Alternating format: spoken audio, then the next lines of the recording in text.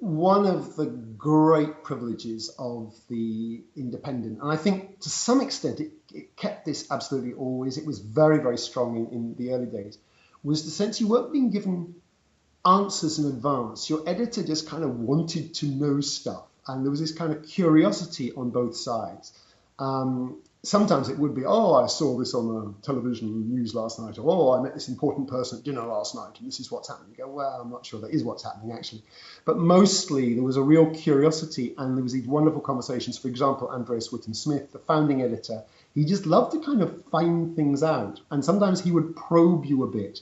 One story I remember when I was East Europe editor, we had in Moscow Rupert Cornwall, our brilliant Moscow correspondent, and a story came over on the wires about how they were changing all of the history books in the Soviet Union for the next school year.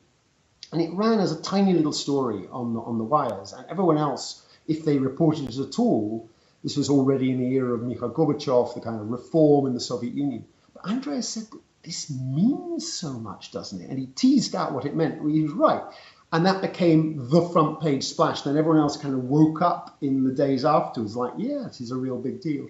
And he pushed again and again. I mean, other stories I was involved with, like, well, kind of he asked me, does this mean that communism is going to end? Is the Polish communists going to fall, and this, that, and the other? And I go, yes, and yes, and yes. And okay, so he said, could you write me a front page story on that? And so he was pushing you, the person who had more of the knowledge. And there were so many examples of that, whether we were writing anything from Lithuania to others writing on Kurdistan, all these things. It was pushing and pushing. And then when we were lucky, that confidence in knowing that we think this is really interesting and important. And then what was really good fun was, although we were such a tiny paper, which we were, others would go, oh, actually, that's quite an interesting story. And I think obviously going and reporting things is important, but also the vision from people who just wanted to find stuff out. And that was their starting point. That was very, very interesting to work with.